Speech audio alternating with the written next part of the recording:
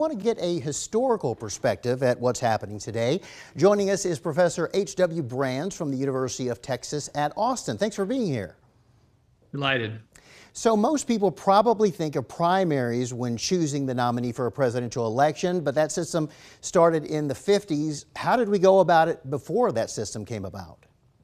Well, actually, the primaries began as early as the 1910s. For the 120 years before that, nominations were entirely up to the parties. Actually, before there were firm parties, they were up to the Congressional Caucus. But from the 1830s until the 1910s, it was entirely up to the National Convention.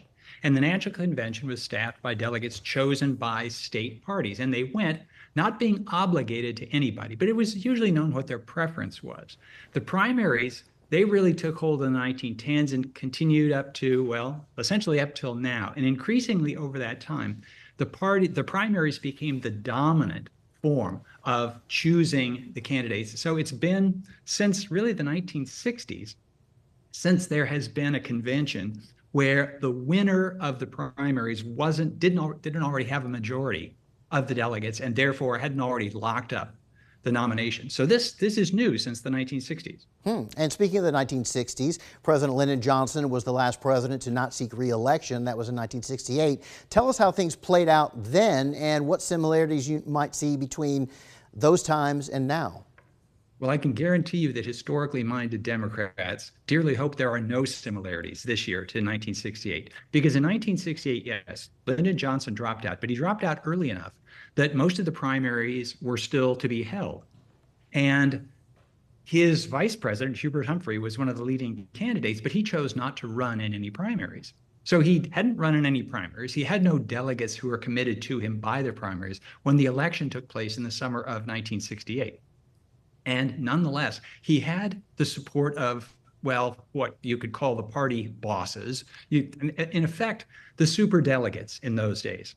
And they managed to engineer his nomination over the candidates who had gone through the primaries. And this created a deep split in the Democratic Party. And that split was manifested outside the convention by violent riots that took place in Chicago. And that's what everybody saw. They saw the Democratic convention, they saw riots in the street, and they saw Hubert Humphrey get the nomination. Needless to say, it wasn't the ideal way for Humphrey to start his general election campaign. I'll say, and it did not end well, that election for the Democrats. It didn't, which is one of the reasons that the Democrats now seem to be lining up very quickly behind the vice president.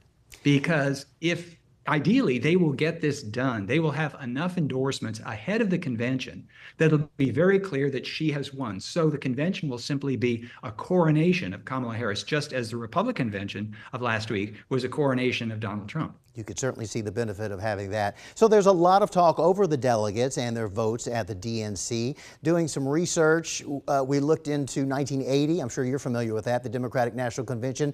Senator Ted Kennedy, he was trying to take the nomination from then President Jimmy Carter. Could we see a similar divide in August? We could, but it's looking less and less likely. Because it was such a shock to the Democratic political system when President Biden said he is stepping aside, that there was this, oh my gosh, this is actually going to happen. And clearly, the vice president's supporters, probably with the assistance of the president, had lined up a lot of these endorsements that have come out in the last 24 hours. They clearly had been talking to people behind the scenes. So they can get a bandwagon effect going where if everybody else who's important in the Democratic Party is saying, we want Kamala Harris as our nominee for president, it's going to be really hard for somebody who wants to campaign against her to stick up his or her head and say, no, wait, vote for me instead. Good point. Very good point. Thank you so much, UT Professor Brands, for your insight today. We appreciate it.